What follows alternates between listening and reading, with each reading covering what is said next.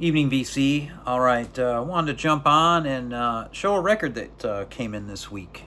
This is kind of a special one, so was really stoked to stumble across it on eBay, and it's here.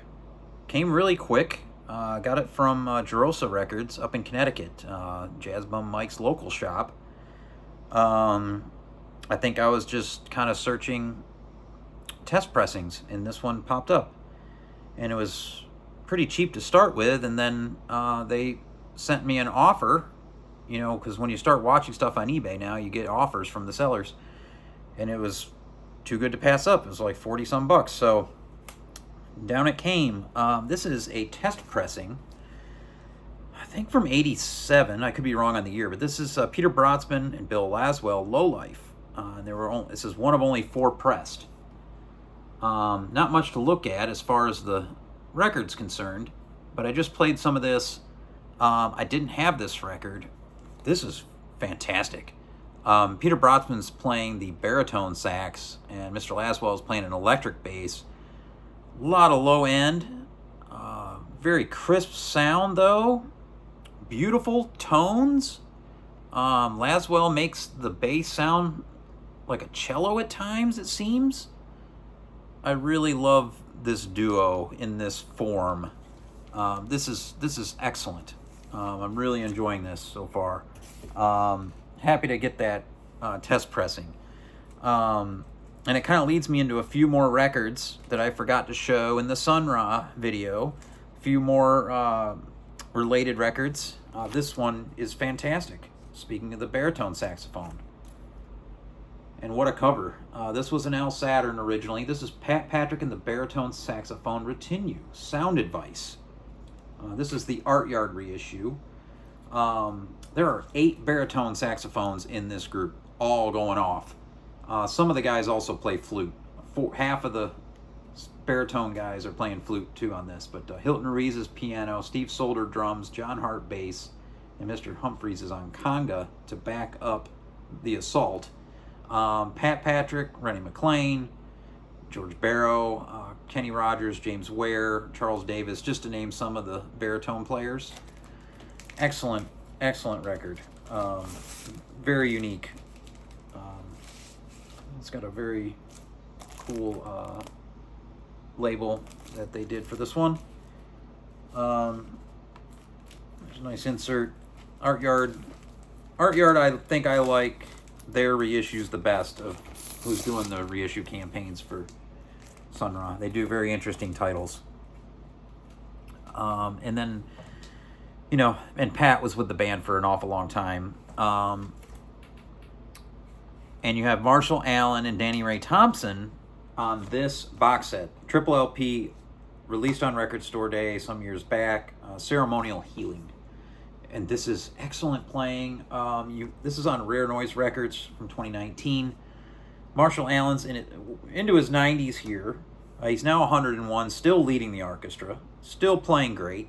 Just put out his first ever solo album, which I still need to get. Roswell Rudd is on this, and some younger players. And really good free jazz outing on these 3 LPs. That's an excellent box set. And then this I forgot to show, just because it's related to Al Saturn. It's an Al Saturn release that is not Sun Ra, which I think there might only been 2 or 3 releases like that. This is Lacey Gibson, Wishing Ring. It's an original first pressing that I got from Carolina Soul for an absolute steal, and it is autographed by Lacey Gibson. He's from Salisbury, North Carolina, just up the road here from Charlotte. Fantastic electric blues player. Look at that beautiful guitar. Really dig this one. Some great songs. Here's the back cover. Fantastic copy. Just a little touch of water damage on the top left on the back. This was such a steal of a price compared to what it was going for where I saw it elsewhere.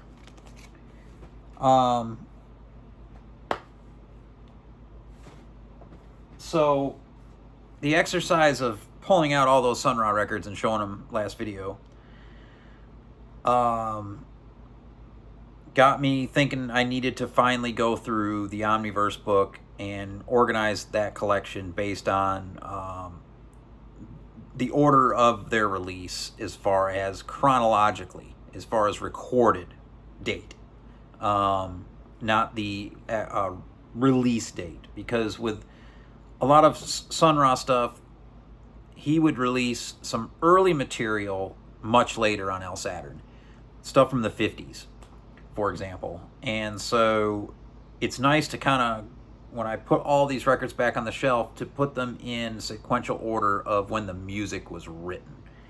It's kind of a better way to go about it, because it gives you a better understanding of the change in sounds that span such a long career.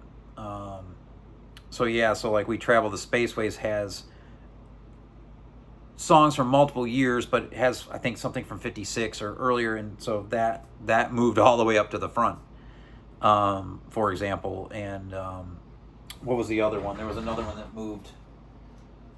It was, I think I had actually talked about this. Yeah, Angels and Demons at Play. This is recorded in 55, 56, and 57, but this didn't come out till much later. So, but that, it's nice to have things kind of where now when I go back to listen through,